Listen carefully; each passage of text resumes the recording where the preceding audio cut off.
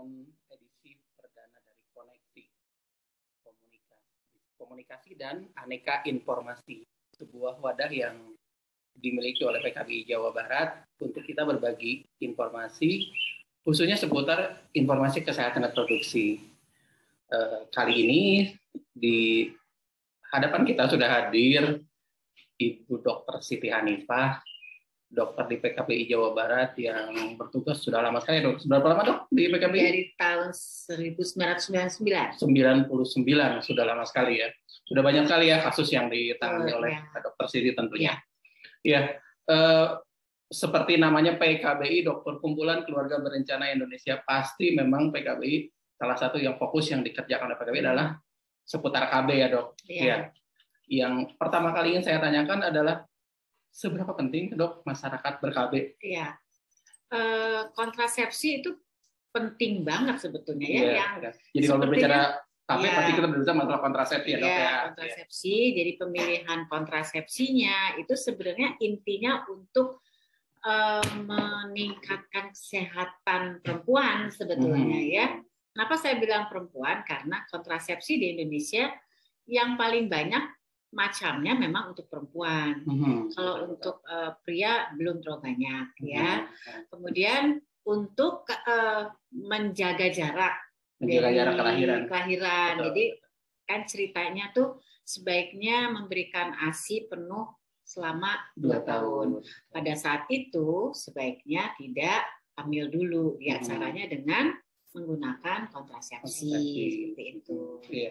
Nah, kalau berbicara kontrasepsi, Dok, ada berapa banyak tuh metode, berapa macam metode KB yang memang umum dilakukan di Indonesia? Kalau yang umum mungkin yang lebih sering menjadi pilihan betul. Dari mulai sederhana sampai metode operasi pada wanita dan pria. Ada dua ya. Nah, kalau yang sederhana itu menghitung masa subur dari siklus haid secara rutinnya. Kemudian mungkin kalau laki-laki yang gampang atau yang sederhana menggunakan kondom gitu ya. Kemudian ada yang obat-obatan seperti pil, kemudian suntik sebulan, suntik 3 bulan. Kemudian ada yang metode kontrasepsi jangka panjang seperti AKDR, alat kontrasepsi dalam rahim yang kita kenal dengan IUD. Mungkin kalau dulu mas spiral atau dipasang zaman dulu dipasang atau spiral. Nah, seperti itu. Nah, itu yang banyak dipilih oleh perempuan-perempuan di kita gitu. Kemudian ada juga yang hormonal bentuknya susu KB. Itu juga disebut dengan metode kontrasepsi jangka panjang karena sekali dipasang itu untuk 3 tahun gitu. Kalau saya mendengar kata susu teh istilahnya kayak berbau magic gitu. Karena dimasukkan ke dalam di bawah permukaan kulit gitu di bawah permukaan kulit. Gitu. Jadi sama dengan ada kaitannya dengan magic yang nggak ada roknya. Yang kata jadi cantik. Begitu ya. Jadi awet muda ya seperti itu. Jadi emang susu KB itu dia implan ya. Jadi implan susu KB itu implan. Orang awam mengenalnya dengan susu KB karena bentuknya dimasukkan ke dalam permukaan kulit. Ya. Nah, kalau misalnya di PKBI sendiri, Dok, yang paling banyak misalnya dipilih oleh akseptor KB itu IUD dan implan. IUD dan implan. Dokter bisa tunjukkan kepada kami kira-kira bentuknya seperti apa ya? Kalau yang implan itu yang seperti ini enggak kelihatan ya. Jadi, ini mungkin lebih kelihatan ya. Jadi bentuknya seperti batang korek api, dimasukkannya 2 biji. Nah, ini nanti efektif untuk 3 tahun. Untuk 3 tahun. Iya. Kemudian ini yang disebut dengan IUD. Nah, IUD ini kalau kita penampang rahim. Jadi ini dipasangkan di dalam rahim nanti seperti ini. Gitu, kalau dulu ada yang bentuknya seperti spiral gitu, sekarang sudah tidak ada, udah lama tidak diproduksi lagi. Ibu-ibu zaman dulu mengenalnya dengan pasang spiral. Pasang spiral. Emang karena bentuknya seperti spiral. Gitu. Nah, Dok, kalau misalnya untuk pemasangan IUD dan pemasangan implan sendiri, itu apakah bisa dilakukan oleh seluruh petugas medis, maksudnya bidan dan itu?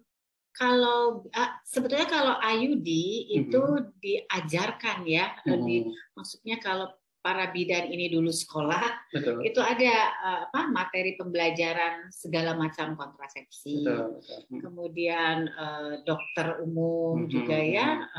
Nah sebenarnya kalau untuk pemasangan segala macam metode kontrasepsi itu bidan bisa, boleh dan berwenang. Ya.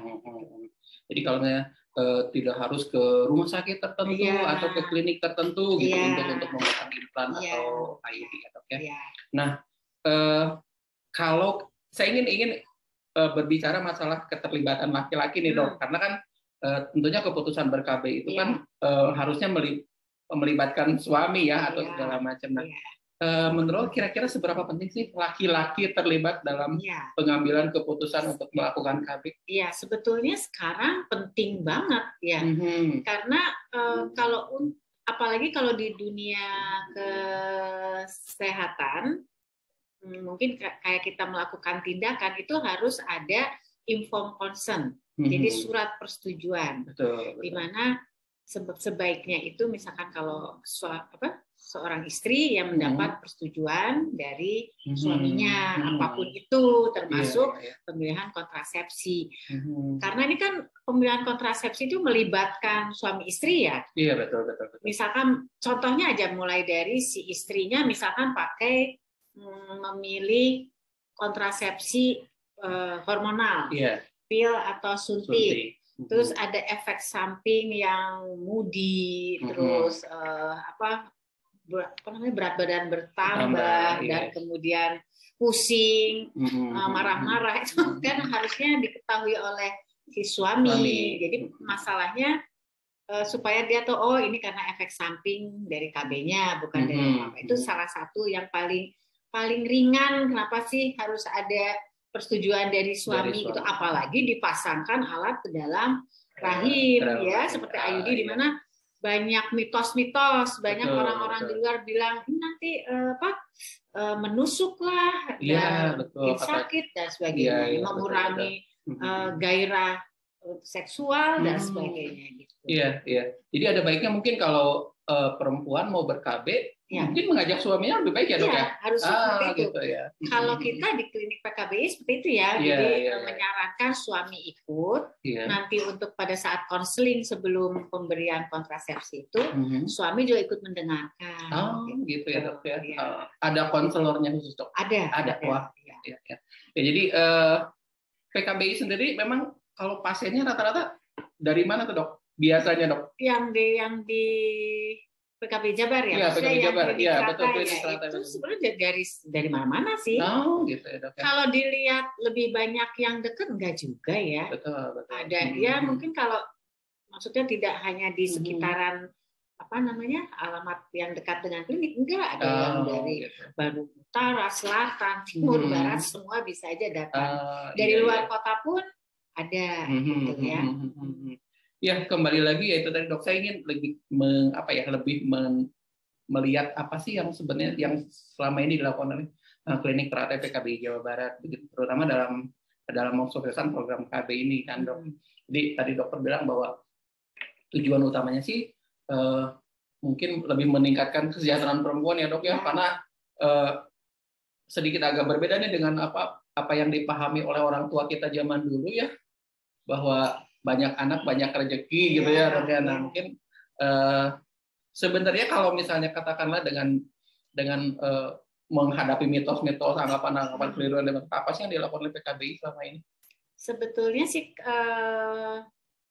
koneksi ya, kita melakukan menjalankan, jadi kita punya kegiatan, mungkin kegiatan promosi kesehatan, ada yang namanya koneksi juga. Jadi itu untuk pemberian kontrasepsi secara gratis pada perempuan-perempuan yang mungkin sulit ya mendapatkan akses kontrasepsi, selain mungkin jauh dari klinik, jauh dari puskesmas, jauh dari praktek bidan, tapi juga agak keberatan untuk membayar gitu ya, biaya kontrasepsinya. Oh. Misalkan di suatu tempat, mungkin dia ke puskesmas, dia tidak usah bayar, tapi kan ongkos untuk mendatangi tempat-tempat yang itu kan dia perlu ongkos yang besar juga, banyak yang seperti itu. Gitu. Dokter bekerja sama dengan siapa, Dok? Melakukan itu, ya kan? Bekerja sama dengan siapa kayaknya? Atau dengan lembaga mana? Murni itu PKBI itu. Gitu ya. Dan tidak ada bantuan dari pemerintah, dari dinas kesehatan setempat atau gimana? Kalau Alkonnya kita alat kontrasepsi. Alat kontrasepsi ya. Barangkali banyak yang belum paham. Acara koneksi ini kebanyakan alat kontrasepsinya kita dibantu oleh BKKBN. Kita melaporkan kegiatan, kemudian ada rujukan-rujukan juga dari PLKB. Jadi kita punya jejaring dengan PLKB udah lama dari zaman dulu. PLKB itu yang membawa pasiennya yang mungkin yang kesulitan mendapat akses itu dibawa ke klinik KT PKBI. Ada syarat-syarat tertentu? Nggak ada ya. Jadi misalnya siapapun. Iya, siapapun yang membutuhkan. Perlu akses gitu kan. Jadi memang kita banyak dibantu oleh PLKB BKKBN itu. Untuk mendapatkan, maksudnya ada yang datang ke kita gitu kan, kita kan nggak tahu ya di mana sih kantong-kantong ibu-ibu yang nggak bisa dapat KB gitu ya, dibantu oleh PLKB itu. Nah, kalau misalnya katakanlah tidak, misalnya ada orang tiba-tiba boleh nggak datang, saya tuh mau ber-KB tapi saya tidak punya dana misalnya gitu, sudah punya uang, boleh nggak perempuan itu datang ke PKB? Boleh aja. Boleh. Setiap saat maksudnya, jadi tidak harus ada event khusus. Betul. Oh boleh ya, Dok ya. Gitu, sepanjang sampai saat ini sih boleh. Iya barangkali soalnya itu termasuk kegiatan yang saya pikir jarang dilakukan orang gitu ya. Yang ditambah lagi yang berdasarkan informasi yang saya dapat sebelumnya, IUD dan apalagi implan yang saya kurang paham juga nih berapa nilai. Tapi kalau IUD saya tahu sekian ratus gitu, Dok. Dan mungkin tidak semua orang sanggup kan membayar segitu. Nah, PKBI Jawa Barat dengan klinik terapinya bisa memberikan akses dan secara gratis. Hasil kerjasama mungkin berjejaring antara PKB dengan lembaga lain, itu sebagai sebuah saya pikir sebuah kehebatan, Dok ya. Jadi sebetulnya gini, dalam artian gratis itu kalau misalkan kita ada event, ada event koneksi, misalkan bulan ini PLKB bawa pasiennya itu gratis. Tapi kadang ada juga orang yang pengen ber-KB di luar itu. Betul. Saya cuma punya uang segini, bisa gitu. Jadi kita tidak semata-mata udah gratis aja, enggak. Jadi mungkin untuk membuat dia jadi masyarakat juga perlu sadar bahwa kesehatan itu juga istilahnya harus dijaga ya, Dok ya. Terus saya masih punya kok uang, jadi untuk menjaga, saya nggak miskin, gitu ya. Jadi saya masih punya uang. Harga diri, Dok, begitu ya. Jadi karena gitu, misalkan berapa Bu untuk pemasangan IUD sekian ratus, aduh. Saya punya uangnya cuma segini, nggak apa-apa, gitu. Nggak bisa pulang dulu, nanti cari lagi. Karena dia datang ke klinik itu pasti juga dengan perjuangan, ada effort jauh, ongkosnya besar dan sebagainya, masa harus pulang lagi. Gitu. Iya. Nah kalau misalnya katakanlah ada misalnya tiba-tiba saya ini nggak cuma bukan perlu layanan KB nih ke terapi, boleh nggak sih datang misalnya untuk layanan yang lain selain KB itu layanan apa lagi yang di terapi? Banyak banget kalau di terapi itu ya, mulai dari pemeriksaan kesehatan umum ada, jadi maksudnya yang batuk pilek, gitu ya. Kemudian kontrasepsi pasti semua ada, kecuali yang operasi kan harus di rumah sakit. Kemudian ada pemeriksaan pap smear yang untuk deteksi kanker perut rahimnya, IVA test, kemudian ada konseling remaja, konseling kesehatan reproduksi, konseling pernikahan, atau tes bakat minat itu ada juga IMS, ada website IMS. HIV pun ada. Tes HIV ada. Jadi tidak hanya berbicara soal KB saja ya, berarti ya kalau ternyata. Jadi kita bisa bisa melakukan pemeriksaan yang lain selain KB. Ya, jadi meskipun namanya PKBI, tapi urusannya tidak seputar KB saja. Ya, barangkali itu saja, teman-teman. Terima kasih sekali lagi kepada Dr. Siti Hanifah. Mudah-mudahan bermanfaat ya. Amin. Pastinya bermanfaat, terutama untuk ibu-ibu yang memang perlu layanan KB, dan mungkin juga tadi kita lebih banyak berbicara soal IUD dan implan. Mungkin saya mau KB-nya KB suntik atau KB yang lain, bisa tetap datang ke klinik Teratai. Ya. Oh iya, saya belum tanya di sana, krunya ada berapa orang, Dok? Krunya dokternya ada 2, ya, bidannya ada 2, kemudian mungkin sekitar 10 gitu. Iya. Takutnya nanti datang ke sana nggak ketemu Dokter Siti, terus balik lagi gitu. Selalu ada orang kan di sana.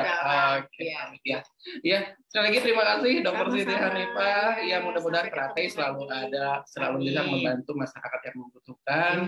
Dan saya akhiri bincang-bincang kali ini dengan Dokter Siti. Terima kasih. Saya tutup dengan Assalamualaikum warahmatullahi wabarakatuh. Waalaikumsalam.